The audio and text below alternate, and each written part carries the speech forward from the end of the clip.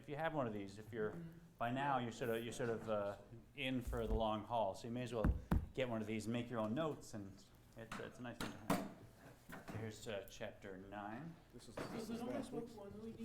This is last week's. That's last week's. Yeah, we'll be doing book 1 goes till 32, so Okay. we'll be in it for a while.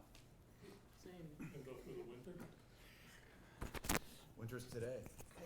Yeah. The official winter.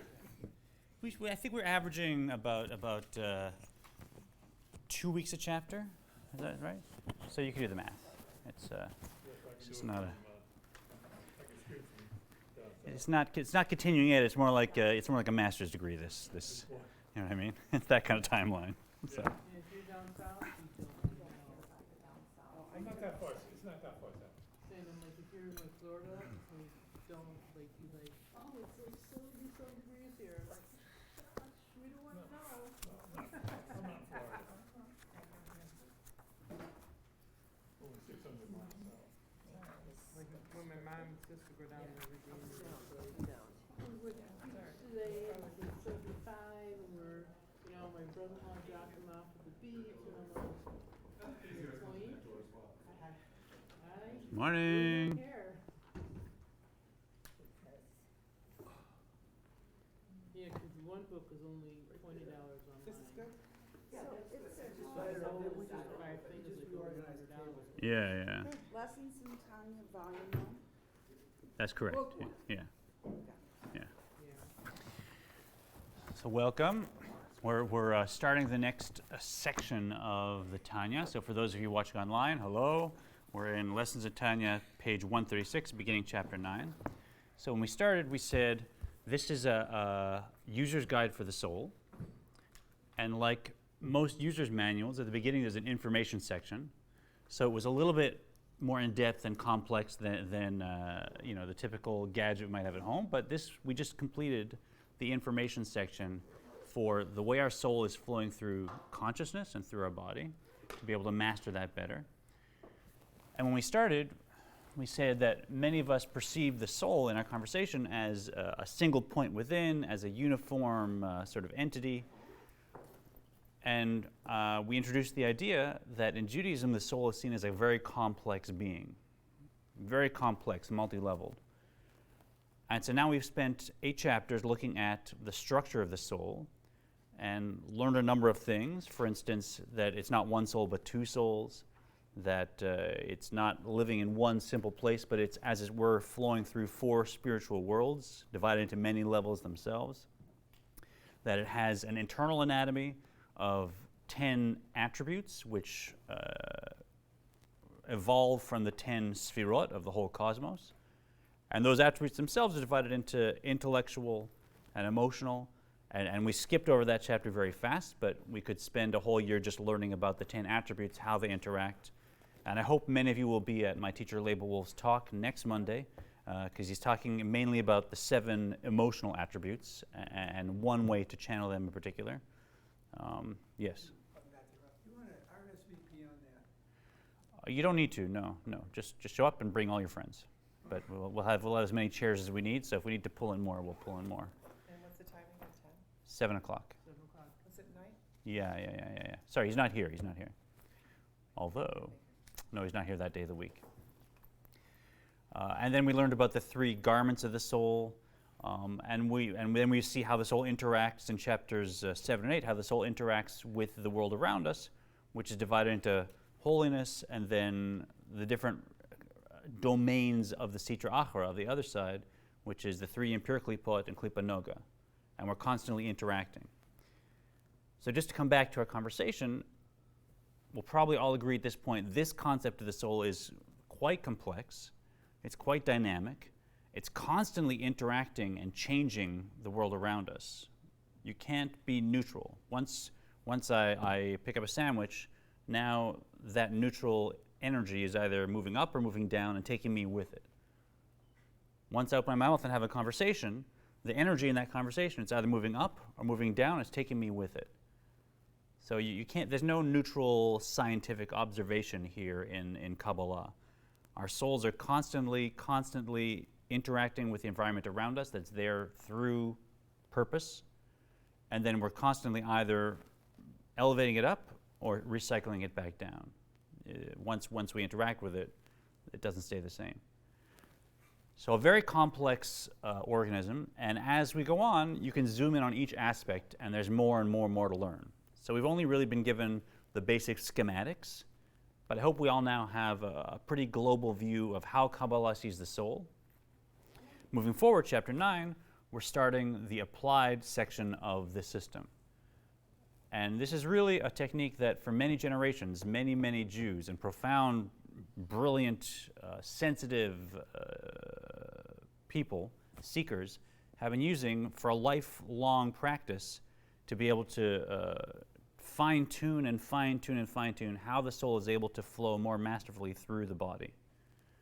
So you were learning a technique that it's not just something that we plucked for Temple Israel out of Jewish knowledge. It really has been tried and tested for generations by great seekers who themselves were geniuses and emotionally very sensitive people. And we learned that this is a technique that you can use for a whole lifetime to continue to deepen and integrate your soul with your body in more profound ways. So chapter 9 starts the conversation of what to do as opposed to who we are by first of all showing us how this battle between these two souls actually happens. We've learned about two souls. We've learned about Nefesh Elokit, the divine soul, or the other-centered soul, and Nefesh Ba'amit, the self-centered soul, the animal soul. And now we're seeing exactly how this plays out in real time. Each one of us is a constant battlefield, and the two souls are not content to just call it even Steven. Each one wants to overcome the other. So chapter 9 explains to us where that happens in the body, how it happens. Then, if you remember, he said, before we understand the definition of a Beinoni, we have to have a conversation, right? So we've been sitting with the Alter Rebbe, as it were, because if I remind you, these texts were written in this Kabbalistic tradition really to connect the student with the author, with the original teacher. Because the author, even though when he was alive, you'd think, oh, when I'm in the room with the Alter Rebbe, now I'm meeting him, he would say to his students all the time, no, just sitting here learning from me, that's not it. You have to actually understand what I'm teaching. That's who I am. Because the tzaddik's real identity is not the physical body. The tzaddik's real identity is actually their Torah teaching, their mitzvot, and their acts of kindness. That's their actual identity. So even though our physical eyes feel like we're sitting in just a class learning from a book, we've actually been sitting with the Alter Rebbe, and at some point in our soul, that can become more and more of a conscious connection. But he'll take us through, now that we've gone through this conversation, he'll come back to these introductions we've had to the three types of people, the tzaddik, the rasha, and the Beinoni, and now he's going to clearly define it. So first we'll define the tzaddik, I believe, then the rasha, and then finally the Beinoni. And then we'll go through two different techniques that are the core techniques of this book. And he introduced them at the beginning as the long-short path and the short-long path. If you remember the story of the sage that was approaching Jerusalem and asked the boy, how do I get to Jerusalem? And the boy said, you want the long-short way, the short-long way? And he was like, smart ass. Pardon me, smart aleck. There you go. And the boy said, well, if you want the short-long path, then just go around here, cut this corner, and Jerusalem's right there.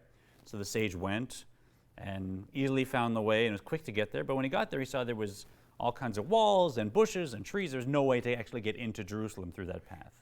So he came back and he said to the boy, you said that was the short path. He said, I said it was the short-long path. Now, if you want the long-short path, now, and he gave him a whole circuitous direction. But when the sage went that way, it took longer, but it brought him to an open gate. He could easily come into Jerusalem, come and go as he pleased, and that was actually ultimately the shortest path. So we're going to get introduced to two techniques. One we're calling the long-short path. That's the first one introduced. Second one's called the short-long path, which is also a technique that works for some people as a full-time life practice. Other people use it more as sort of a an escape route or as like go into third gear to try and get over an obstacle. But that's the next chunk, is now we're learning the core of how you apply this knowledge about the soul. Any questions? Here we go. Chapter 9. Why don't we start with in the previous? In the previous chapters, the Alter Rebbe elaborated on the composition of the Jew's divine soul, with its 10 holy soul powers and 3 soul garments, and his animal soul, with its corresponding 10 powers, 3 garments originating in Kalipa. In the present chapter, the Alter Rebbe will discuss the battle fought within the Jew between these 2 souls. והנה מקום משכן נפש הבהמית שמקליפת נוגה בכל איש ישראל הוא בלב. The abode of the animal soul derived from Kilipat נוגה. Noga in every Jew, i.e. the place where the animal soul resides and is most manifest is in the heart. For as mentioned in previous chapters, the animal soul is predominantly emotional, and the heart is the seat of emotion. And so we talked about Nefesh B'Amit. We're aware of what it's about. It's fully self-centered, not necessarily evil, but it can go in that direction. It's fully self-centered. It's a drive to maintain myself, my physical body, my identity. And where does it actually have its headquarters in my consciousness? In the heart. In the heart. So if you're looking to get in touch with where animal soul is at, what's going on, it's not an intellectual kind of flow. It's not something that you can work out and figure out and reason with. It really is more have to do with what the body cares about, with what the body wants to survive, with what gets the body excited. That's the kind of language the animal soul speaks, and that's where the animal soul is centered. Yeah. So does it come down to like to be the perfect person that we should be in the Nefesh Elohit kind of frame of mind? Absolutely, yeah. Nefesh Elohit should be the compass bearing. I'm saying like like that perfect person, we should always be thinking in that Nefesh Elohit. Exactly. Yeah, yeah. But for now, let's define the conflict. So the animal soul, if you say, where does my animal soul connect with my body? Where does it flow into consciousness? Where is it directing my body from? Its center is in the heart. So to speak to the animal soul, to identify, to get where it's at, it's not a head thing, right? It's the heart intelligence. It's the heart that can actually see what's going on and how it's running the show at times. בכלל שמאלי שהוא מלא דם וכתיב כי הדם הוא הנפש. More specifically, the abode of the animal soul is in the left ventricle, as it is filled with blood, and it is written, for the blood is the soul, indicating that the soul resides in that ventricle filled with blood, the left ventricle. Okay, so here he's relying on the best scientific knowledge of his time, and common understanding then and previous was that the left ventricle fills up with blood, and the right ventricle fills up with air, and that's where they interact. That's how they thought the heart worked, because they didn't have the ability to see it in real time. Right? So we now know both ventricles have blood in them, so it's not a book on anatomy, right? And he's not suggesting that we need to do some kind of surgery to remove the nefesh b'amit. That's not the point. But there is a little bit of truth to the angle in that, if I'm right, the right ventricle is the ventricle that pumps blood towards the lungs. So it is the ventricle whose work involves bringing air into our system. It's the ventricle that connects to perhaps the more spiritual aspect of ourselves. We think of neshama as the spirit. So there's some resonance to the idea that the right ventricle connects to air and connects to the more spiritual side. Whereas the left ventricle, that's the side that now pumps that excited blood, the blood that's full of oxygen, pumps it to the whole body. Right? The left ventricle is the one that connects directly to the physical body, that directly gives it its energy and vitality, and it's the more powerful of the two. Right? So as a metaphor, if you look at the right and left side of the heart, there is some resonance to what he's saying, even though we recognize he was using the anatomy of the time, which we now see was not exactly spot on. ולכן כל התאוות והתפארות וכעס ודומיהן הן בלב. Because the animal boasting, and anger, and similar passions are in the heart. Right, you see, he doesn't pick examples randomly. He actually is looking at all three of the attributes, the emotional attributes, chesed, gvur, and tiferet. If you recall, when we said the way Nefesh B'mit uses these sfirot with its sort of 10 soul powers, that chesed, when Nefesh B'mit is channeling it, comes out as desires for things that may not be appropriate, whether food, whether computer games, whether TV, whether interactions with people, whatever it is, those longings, lusts, desires, to have a seventh piece of cake, whatever it may be, that's the way chesed. I've been there, right? It's such a good cheesecake. Right? It's going to go to waste. There's my brain rationalizing it, right? But that's the way chesed flows through Nefesh B'mit. Whereas anger, that's the way Gvura primarily flows through Nefesh B'mit, right? For Nefesh Elokit, Gvura will be an appropriate boundary and strength around that. But Nefesh B'mit will say, no, the world should work the way I think. I know better than divine providence, and let me tell the world why it's not working the way it should. That's Gvura extending through Nefesh B'mit in a self-centered way. And finally, boasting, as we said, that's Tiferet.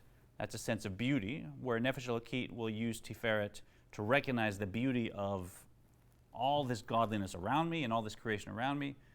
Nefesh B'mit will use it to recognize the beauty of me and extend that out. Look how great I am, look what I can do, right? So he actually picks an example of each of the three main attributes to show how Nefesh B'mit will project them. And as we go forward in this chapter, our task over the next few weeks is to start to become sensitive and mindful.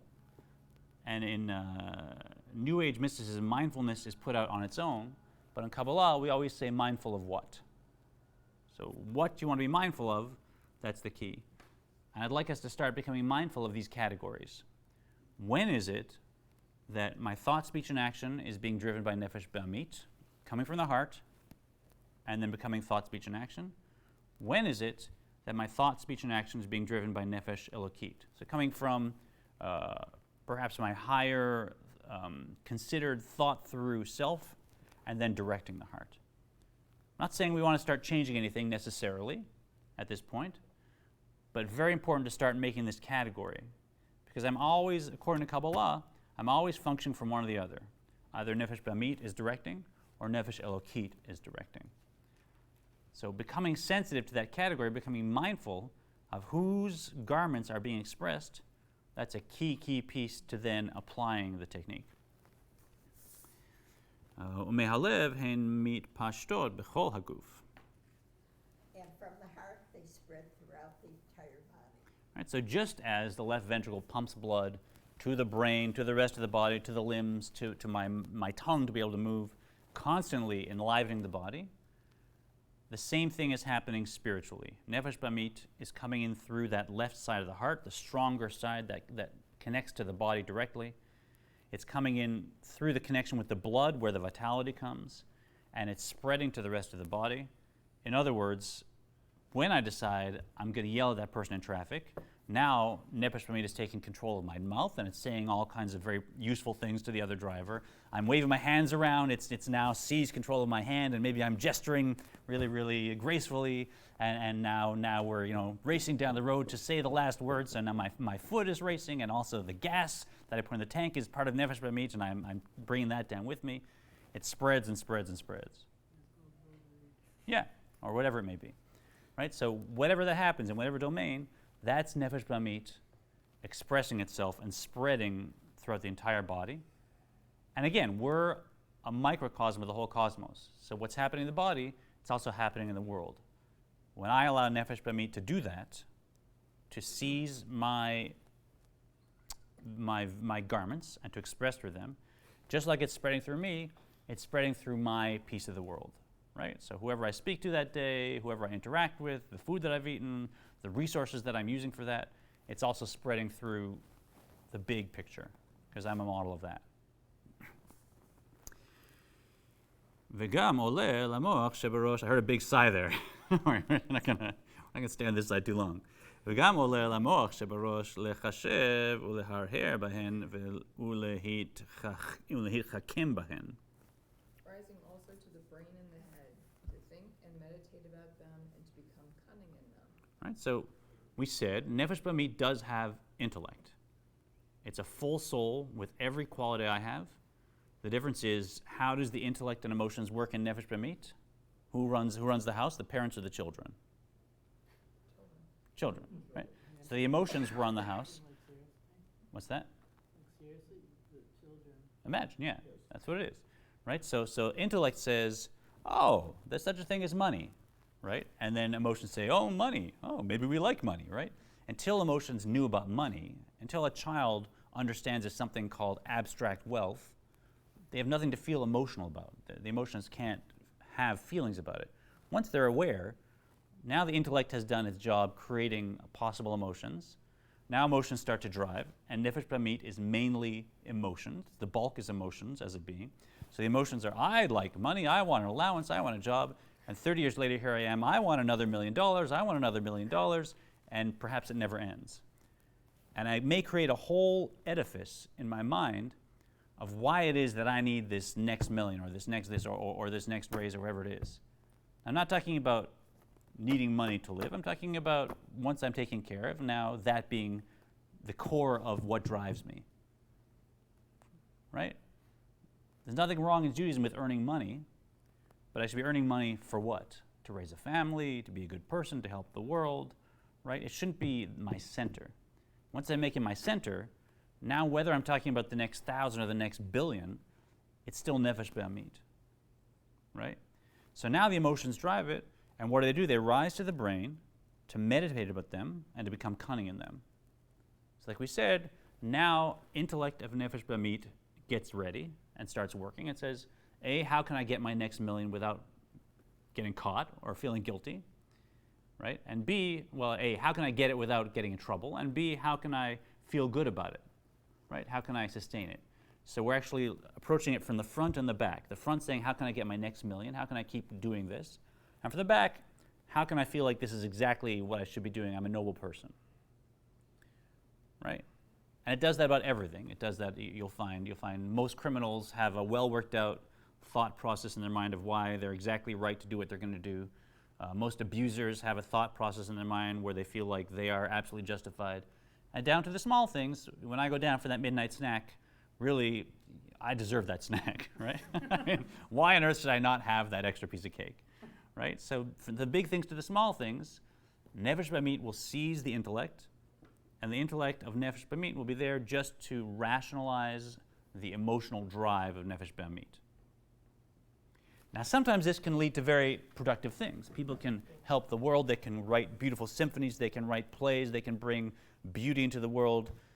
It's not that it can't be productive or even noble on the surface, but if we're working in very, very subtle ways on changing ourselves, we want to know, oh, am I getting up and going to services because I want to feel like I'm a religious person, right? Because it gives me pleasure to feel close to God as opposed to actually being close to God, which is different from feeling close to God. They're separate, right? So even on the most subtle level, about things that are very productive, you want to still be mindful. Is this Nefesh Bamit coming to Temple Israel, or is this Nefesh Elokit coming to Temple Israel? And the more and more you can refine that, the more you can add your part to the world and keep elevating everything around it. Uh-oh. Okay. Where aren't you going? Similarly, the soul. Not there yet. Okay. Oh, we didn't. Yes, כמו, thank you. כמו שאדם מקורו בלב, מאליו מתפשט לכל האיברים וגם עולה להמוח שבראש. Just as the blood has its source in the heart, and from the heart, it circulates into every organ, rising also to the brain and the head. Similarly, the soul, nefesh, clothed in the blood, abides in the heart and spreads out from there to pervade one's entire body. Thus, in the case of the animal soul, the brain, the intellectual faculties, to instead of motivating the heart and guiding it, merely reacts to it and serves only as a clever tool for realizing the passions of the heart. Make sense? So that's the battle Nefesh Bamid is fighting. It wants control of what you think, say, and do. It wants to express itself through those three garments, and it wants to spread from the heart, as it were, metaphorically, to the rest of the body and out to your whole environment, because it wants to survive. And to survive, I need that cake, I need that $1 million, I need that person to think highly of me, etc., etc. It's all this direction. And on the other side, מקום משכן נפש אלוקית הוא במוחין שבראש ומשם מתפשטת לכל האיברים. But the abode of the divine soul is in the brains that are in the head, and from there it extends to all the limbs. The divine soul is essentially intellective, and the brain is the seat of the intellect. So let's look at the mind and the heart, or the brain and the heart, and what their characteristics are. Right? Why is it that the mind or the brain is a more fitting vessel for Nefesh Elokit than at least the left side of the heart? Because he mentions the heart in a moment. Right? But the heart, its passions, it's driven. Your heart can be easily attached to something without necessarily compass bearing. The mind, just intuitively, it seems a more ethereal phenomenon. And while the heart is really about what I feel, it's about centering around my experiences and what I'm attached to, the mind, in order to actually function best, almost needs to get out of the way. The mind is a tool and the brain is a tool for perceiving something that's outside of myself. And almost the more I'm not involved in the perception, the clearer I can see the thing. Right? The brain is there to take in information and to perceive something outside myself. And the more I can perceive it really as it is and then bring that in, now I'm learning something new. And that's the role of the brain and the mind. So just by its nature, it's more other-centered. It's not always thinking about me, me, me. And it almost knows intuitively that to really get a fresh idea, I have to be completely blank. I have to be absent. I think we all have that even just in mundane ideas, that when I'm really looking for inspiration, I have to just get out of the way, and out of that void, there will come that new spark of chokhmah. So everything about the brain, it's about self-nullification in order to appreciate the truth of something outside of myself. Everything about the heart, it's more about my passions, my drives, what makes me feel good, what I connect to. And so by their nature, they seem to be vessels for opposite phenomenon, and that's why the heart is the primary place where Nefesh Bamid enters. The brain is the initial place where Nefesh Elokit enters, but also, as we'll see, the heart is. V'gam balev bechalal hayemini she'ein bo dam. The divine soul resides also in the heart, in the right ventricle, where there is no blood. Right. So everybody who reads the Tanya doesn't realize, and they go, "Huh?" Most people kind of just kind of skim over that. It's like, I don't know what that means, but that's what they believed. The whole medical establishment at the time believed the right ventricle was full of air and not of blood, right? And we'll say we're looking at it as a metaphor. The right ventricle is a side that connects more to my spirit. That's the part of my heart that is more about my purpose and less about my physical being and my survival. Yeah? So one aspect of the heart connects to the body. The other aspect of the heart connects to my spiritual self, my higher ideals. Does that work? But the Nefesh Elokit actually extends from the brain, and it doesn't just stay there. It also wants to get into this battle and control the three garments of the soul.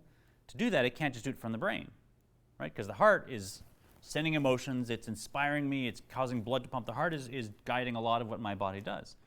So the Nefesh Elokit is not satisfied just with having meditative experiences. It extends down into the right side of the heart, and there the two meet each other, and they look at each other, and they stare across the divide of the atrial septum, whatever it's called, and they're like, no, I want the whole thing, I want the whole thing.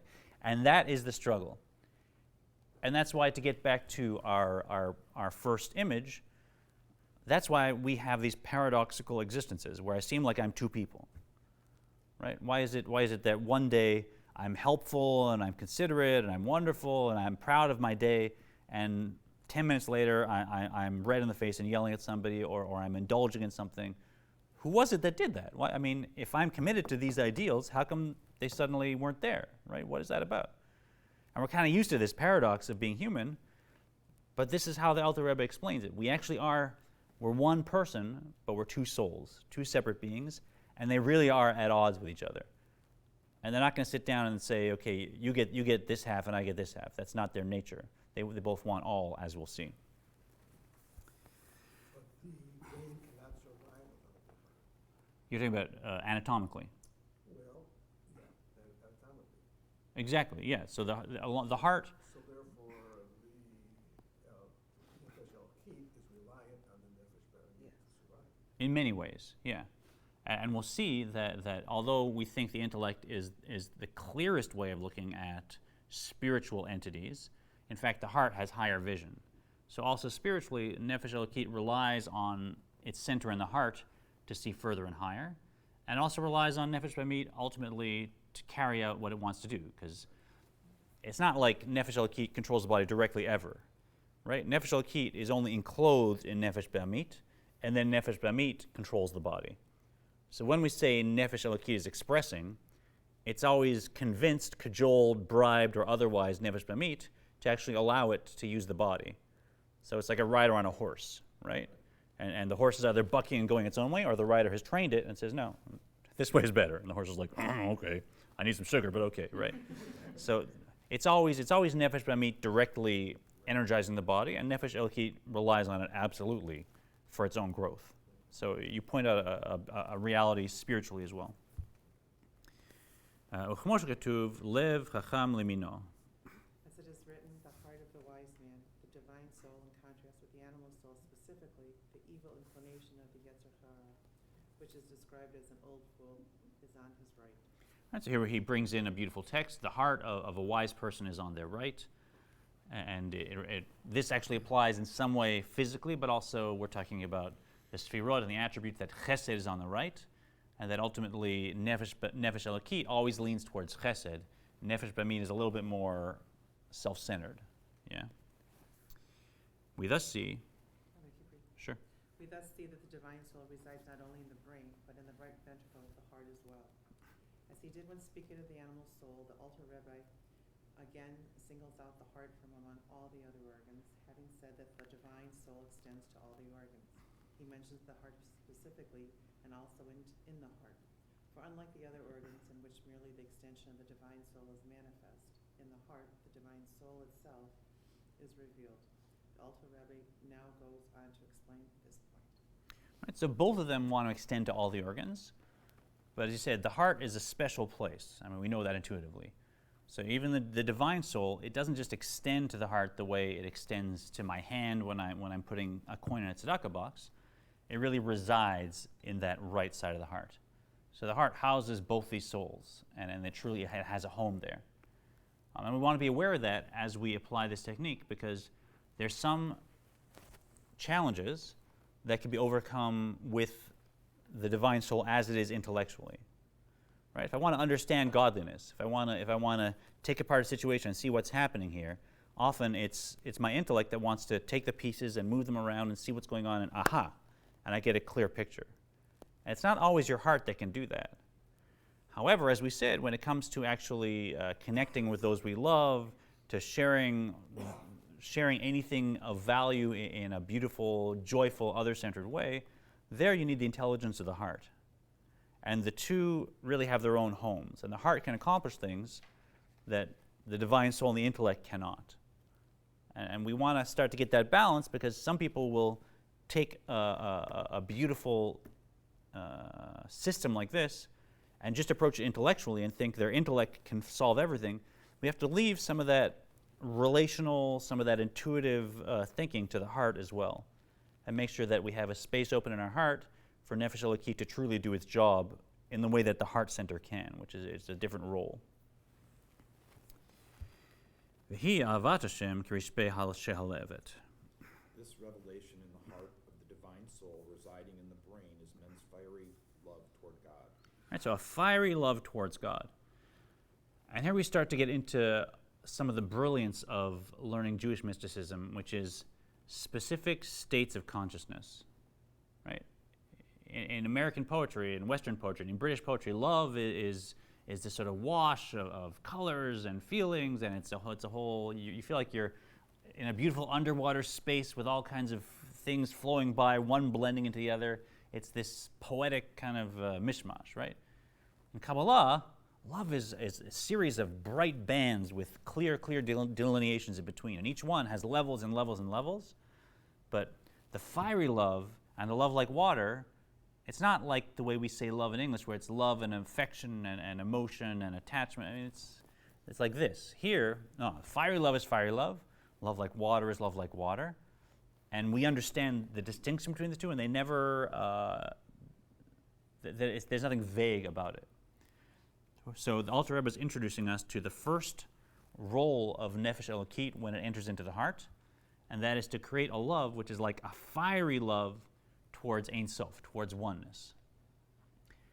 And what's the nature of this fiery love? It's a sense of, if you can remember, perhaps, when we all met our loved ones, if we're at that stage in our life, and we had that first encounter, and we didn't have their phone number, and we didn't know where they lived, but we met them in the class, we met them in the wherever, and there was a fire, right? It was an attraction, but it was like unquenchable, and even when you got closer, it got bigger and bigger, right? Oh, now I'm sitting next to him or her in the class, and oh, what's going on? And almost the closer you get to that first date, it's even more.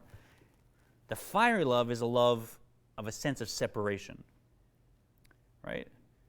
And when it comes to our beloved, God willing, we find our soulmate, and we move to a different quality of love. But when it comes to the Ein Sof, who can say they've found the Ein Sof, right? So we have the sense that no matter where we go in the world, we're always seeking, and whatever practice, whatever idea, whatever community, wherever, it's always just a vague facsimile of what we're seeking. And the thing we're seeking is just outside of physical, outside of spiritual, and it creates this fire in the heart that grows and grows, and almost the closer you get, just the more it burns. And so it's knowledge of the Kabbalistic view of the Ein Sof and how the Ein Sof is everything, that once it enters into the heart can create this fiery love, which can be a very, very positive drive in our lives, as long as it's other-centered, right? As long as it's other-centered. Mitlahevet belev maskilim. Which flares up in the heart of discerning men who utilize their power of chokhmah. Right, so if you look at the Hebrew, I know the English is like discerning men, blah, blah, blah, but mitlahevet, so it flares up, balev, in the heart, maskilim, those who use seichel, right? So this is a fire in the heart that's coming from seichel, chokhmah, bin, and dat. So although it's the heart that actually, where the fire is kindled, it's seichel that is extending into the heart to create that. So we rely on both, right? The mind finds the point of focus. The mind finds the structure through which to be able to look at the abstract. But then it's the heart that actually feels the emotion. And the mind without the heart, it's not going to flare up like a fiery flame. It's not, the mind is cold. The mind doesn't have that quality. So we have to be mindful again that I'm using my intellect to focus on the ineffable, but then I'm allowing the heart to be the one that actually feels, and that they're partners in this. So is it like a grounded love? It's not like wild and crazy? I think it's just the opposite, where he's going to come to love like water. And he's kind of giving us an overview of the whole technique and the whole, like a whole lifetime's of work here. He's giving us kind of the sketch of it. But the fiery love is the opposite of a grounded love. It's a love that actually wants to leap out of your body and be consumed in oneness and not even exist. But then you just said something else comes in that makes it, no? That's the love like water. Yeah. Yeah, and that's the grounded love. Okay. Yeah, that's the love of actually now you're with your beloved, right? And you're just staring at each other's eyes, and you're together, and everything is calm and peaceful. And there's a totally different quality about that love, right? It's not seeking anymore because it's enjoying, right? It's delighting in actual closeness. But this fiery love flares out flares up in people who use their seichel to inspire it. Ha-mevinim u'mitbonanim. Is Rochelle, who understand? Yeah. Who understand and reflect with their faculty or bina, by which they understand the matter in all its detail and the ramifications. And again, when you look at the Hebrew, you're looking at specific meditative directions. Specific meditative direction. So mevinim, to understand, mitbonanim, and meditate on. What's the root of both of those words? Can anyone guess from looking at them? It's one of the sfirot. The root of, yeah? No, not dot. That'd be, I don't know how to say it. Mitdatim or something? Bina. Mitbonanim, mevinim. If you look in the middle, you see it's bina, the beit and the nun, are the root of both these words. So when we think of it in English, as they understand and reflect, it doesn't get at what it's saying. It's saying you want to spend some time peering into this question of what is the Ein Sof? How is the Ein Sof creating a world? Who am I? What's my relationship? But not just with Chokhmah, because Chokhmah is like, oh, maybe there's more to life than just physicality. Okay. Bina is the one that opens up that point of inquiry, fills in all the details, and sees more and more and more crystallized detail until there's a clear, complete picture. And for those of us who do meditation, that's the hallmark of all Jewish meditation. The word for Jewish meditation is hitbonanut, and it all happens on the side of bina. So whereas in the East, and many people are teaching this as a meditation in our community, in America generally, in the East, one tends to clear the mind and leave it empty, and that does create spiritual effects. You can have more and more spiritual experiences. In Judaism, we never leave the mind empty. We always introduce some divine principle or concept into the mind, and then let Bina go to work. So rather than the mind being more and more empty, the mind is more and more full, and the details fill in more and more with crystal clarity until the mind is completely full with the divine concept and there's no room for anything else. And the details expand and expand until you get to the root of Bina, the root of the details, which some of the great Jewish meditative teachers teach us. The root of Bina actually leads not to Chokhmah, which is what the Eastern systems are going to, but to the source of Chokhmah. There's a whole text that we could go through. It would take us several years to go through. There's 50 chapters on how to meditate, exactly what topics to meditate on, the pitfalls, and why it is that Jewish meditation focuses on Bina. And Jewish meditation is very free, you'll notice, of how you have to sit, what exactly you have to say, what exactly you have to focus on. There's a whole wealth of images we can use. Each person can tailor it to themselves. But nowhere in any Jewish meditation can we find empty your mind and leave it empty as a complete practice. It's always fill your mind and use Bina. Bina is our tool for meditation. And this is just in one word. You'll find in many texts, when you look, you'll start to see the things like the Sfirot and things like how the four worlds are structured are informing us as to how we're supposed to contemplate and meditate, and it's very much a part of this system, because this system uses the intellect to inspire the heart. So until the intellect learns how to sit and focus on a divine concept like Echad in the Shema, there's only one being. Try and focus on that for 5 minutes and see where your mind goes, right? Until we learn to focus on that and use Bina to go deeper and deeper into it, any emotion that we feel may just be sort of liking the idea of being spiritual. But once you really dig in with Chabad, with Chokhmah, Bina, Dat, and allow Bina to move into something, now something happens automatically that's like a fire. But it wants to start, in this system at least, with the intellect, and then move from there into the right side of the heart. And then he goes to Dat, B'datam asher b'mocham. With the knowledge of their brain, with the faculty of Dat knowledge, by which they immerse themselves and sensitize themselves in that which they understand. Thus, the love flares up in the hearts of those who utilize all three faculties, Chokhmah, Bina, and Dat. So he's talked about Chokhmah, that we have to have a spark that starts with holiness or trying to make the world better, other-centeredness. He's talked about Bina, that now you have to sit and focus on that, meditate, and go into it and understand it. But now the most important of the three to actually allowing this passionate love to flare up in our heart is dat. Dat. And he mentions here, b'datam asher b'mocho. And in English, with the knowledge of their brain, I think these are all synonyms. Understand, reflect, knowledge, discerning. But they're specific states of consciousness. And to be most effective at flowing through our consciousness, we want to start to understand the lobes, the sections of intellect and how they function.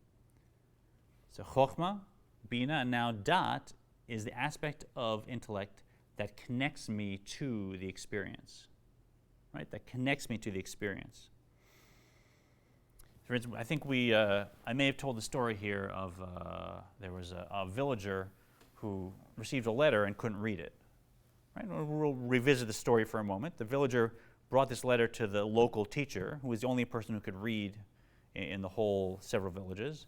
And the teacher started reading the letter, and it said, "We regret to tell you that your father, who's in the faraway town, became ill," and some passersby watched that something's going on here. They were watching what was happening, and they saw that this teacher was reading the letter, and he became ill, and it got worse, and the villager is starting to shake and tremble and cry. And then the teacher goes on, and unfortunately, your father passed away on this date, and now the villager faints. And there's a whole crowd around, and they're asking each other, how is this possible? There's this guy who is knowledgeable and understands writing and knows his reading, connects to this letter. He's the one that understands written language. He should be the one being affected by this information. Why is it this peasant who can't read, who has no direct connection to the letter, is being so directly affected, right? And we know that's a silly question, because whose father was it? It was the villager's father, so it affected the villager. Whereas the teacher, this was still just information, right? Not directly connecting to him or her. That's dat. Dat is where we find information, and Bina has explored all the details of the information, and now dat says, "Ooh, stay away from this," or "Yeah, get closer to this," right? And I start to feel emotions, right? Or as I like to say, if I heard that someone won the $1 billion lottery, well, that's very amusing. I wonder how their life will be ruined by all that money, right? I wish them the best. If I suddenly hear, oh, I won that, whoa, suddenly my blood is pumping. Same piece of information. One is just comes and goes through consciousness. The other now lands and changes me forever. That's dat. So we need dat, otherwise all this study will just remain an intellectual exploration, and perhaps lovely, but the heart needs to be engaged in order to actually change how Nefesh Elokit is able to express through the three garments of the soul. For Nefesh Elokit to move forward in this battle, it actually needs the heart to be enlisted, it needs the energy of the heart, and it needs those emotions to become alive. And it's dat that is directly the cause of that. And same thing comes from here. If I sit down and I learn the Tanya because I think it's so cool and because I want people to think that I'm smart and because whatever reason, and it's just amazing information, I can really enjoy it, and I love sitting down and learning, and now I've been learning it for several years, and I'm conversant and I can answer questions. But I haven't said, is this a letter from my father, or is this a letter from just someone else's father? Right? Is this advice to me, or is this just general advice that I feel good learning about? So Dat says this is a letter from the Alter Rebbe to each one of us personally. And we're not here by chance. We're here because there's something in this that we can grow from. There's something in this we can contribute to. And the more we take it personally, the more now, when I focus on a concept, now the heart will respond. Now Dat will say, oh, this is about me. This is advice to me. This is going to help me. And what do we focus on? Bidvarim ha-me'orerim et ha'ava.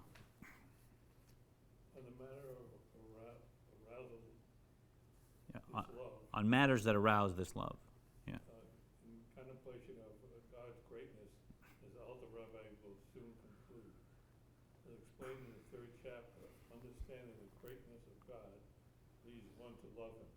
This love then, in one example, is divine soul reaches from the brain into the heart. All right, so, and then after we get through the long, short way and the short, long way, most of the rest of the book are beautiful, beautiful meditations, amazing meditations that you can pick and choose from as a toolkit.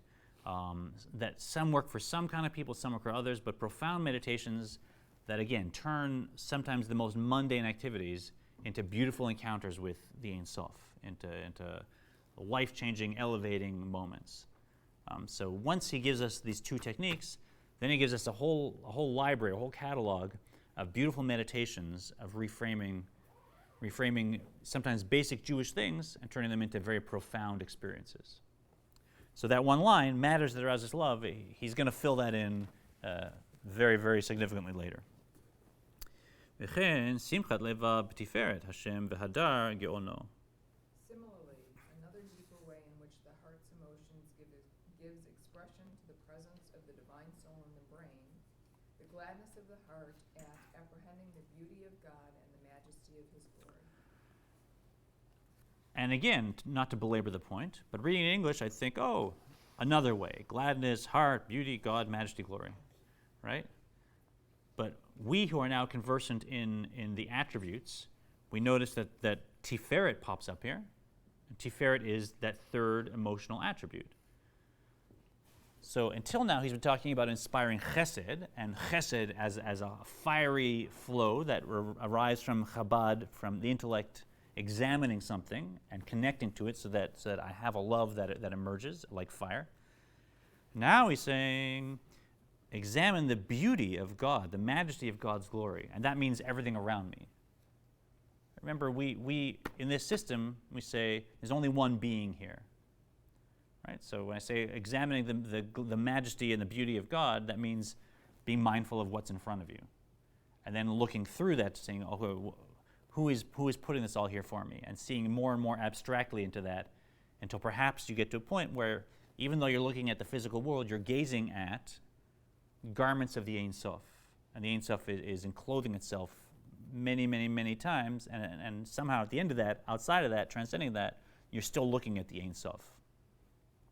And when we can gaze at that and recognize the beauty of it, that's not functioning through chesed, that's functioning through tiferet. Tiferet, which is the definition, is beauty. Right? So chesed, gevurah, tiferet is loving kindness, strength, and beauty. And beauty in the sense that there's all these opposites that are combining in this gorgeous, gorgeous creation. And same thing here. I'm seeing the physical and the spiritual all coming together, and there's these animated beings around me speaking and moving and emoting, and there's plants, and there's this whole world that's swirling around, and I'm just saying, oh, look at what I'm looking at. Look at this beautiful creation. And so again, that's the intellect focusing in a particular direction to inspire not chesed, but tiferet. It's a different meditative flow that he's suggesting, which will go, again, he'll give us significant directions in terms of meditation to inspire that in later chapters.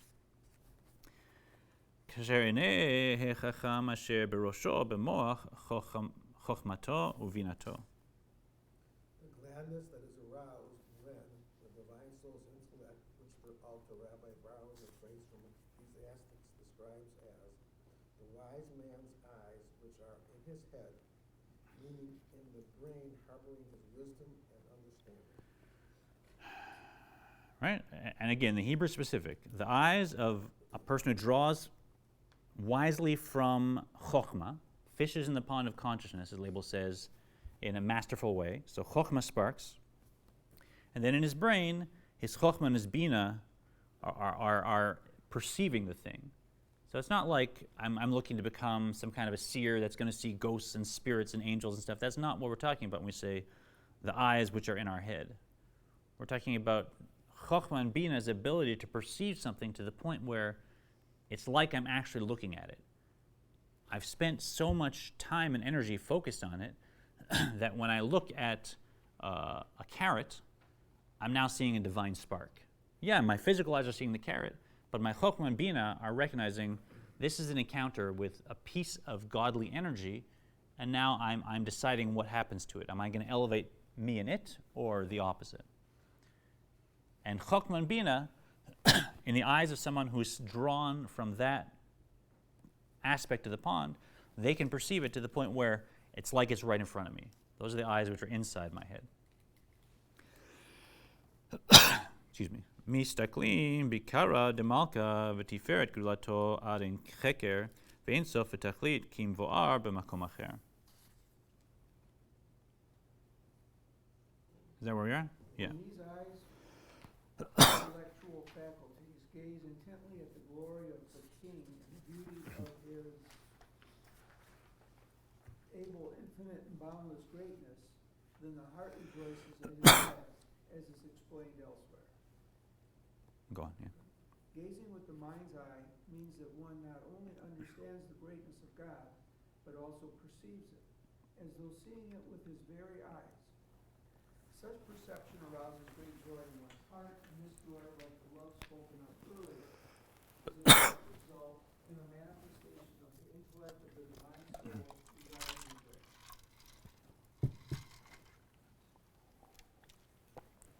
Excuse me. Right, so as we discussed, when we talk about the mind's eye, we're not talking about seeing apparitions, we're not talking about seeing auras, it's not that kind of a mind's eye. It really is an intellectually guided perception, but one that over time can become just as direct as eyesight. But that's something that takes time, right? I'm born enjoying physical pleasures. I'm born able to perceive physical reality. My senses are constantly reinforcing that. So I don't need to learn that when I see a yummy cake, it's really there and I can really connect with it and enjoy it, right? That's automatic. To learn to allow the nefesh elokit, the divine soul, to have influence over me consciously, and furthermore, to reach into my emotions and influence them in a real way, and even beyond that, to extend into thought, speech, and action and express themselves, that takes actual time and work. And that's what happens at Bar Bat Mitzvah. A person's consciousness becomes able to integrate that. But it takes education and work to allow that to flow in and to become more conscious. But the more you do it, the more real and direct it becomes until you have a sense of abstract perception that's as clear as sight. And just one last paragraph. וכן שאר מידות קדושות שבלב הן מחכמו בינה דעת שבמוחין. Similarly, the other holy emotion in the heart, too, such as fear of God and the like, originates from the Chabbadah, wisdom, understanding, knowledge in the brain. So he's talked about chesed and gevura, but all the emotions, all the emotive attributes that we have, we want to be able to inspire them and ignite them, always with the same focus, that we're having an encounter with the Ein Sof, we want to elevate ourselves and become better, and elevate those around us and become better. So on the one hand, we have chesed, but there's meditations in the book as well, no less important, that deal with the gevura side. And what is gevura very quickly? Whereas love is wanting to reach out, wanting to extend, wanting to connect to, and we are very good at that as seekers in the West, gevura is a sense of awe, or perhaps respect, right? If I want to learn with a great artist, I don't break into their art studio and take one of their masterpieces and write them a note on it about how appreciative I am of their art and can I please study with them. And fold it up and send it to them with some flowers. Here you are. And they're like, you did what with my masterpiece? And you want to what? Right? You're entering this artist studio. Obviously, you want to respect their workspace. You want to respect what they've done. You don't want to take their paints and mix them in some other way. You have a certain respect for this person that you want to learn from. And you wouldn't approach them in a way where they say, whoa, no, that's important to me. And in the Reform movement, we're good at the love side. We're good at going out and helping the world and connecting. I think we might be even better if we also added to it at times that sense of the Ein Sof actually does have a sense of right and wrong, whether I lie or don't lie, right? Whether I eat mindfully or don't eat mindfully, whether I observe Shabbat or don't in any way observe Shabbat. And so if I'm going to approach the Ein Sof, I want to be able to ignite both of these. Love where it's appropriate, but also a sense of respect and awe where it's appropriate. Because there's a beautiful image he brings in much later of two wings. And the body of the bird of these wings is anything that I do, any productive thing, a mitzvah, whether it's giving out food or learning or helping. That's the body of the mitzvah, but it needs both wings to ascend and to unite with the Ein Sof. One of those wings is love, and without love, what are you going to do, right? without love, the mitzvah is not really going to go anywhere. It'll stay as a positive deed, but it won't have an elevating effect that it could. But that's just the one wing. The second wing is a sense of respect and awe. And really, if you want to be fully masterful, you want to have both of these attributes ignited and flowing appropriately. And then you have a balanced way of elevating any act, any mitzvah, and elevating it internally and elevating it in the cosmos. And as we go through, he'll give us meditations where your intellect can really direct love, awe, beauty, all these to ignite in various ways, whether with fiery or with watery aspects, as we'll continue to learn. Good stuff. Welcome to the next section.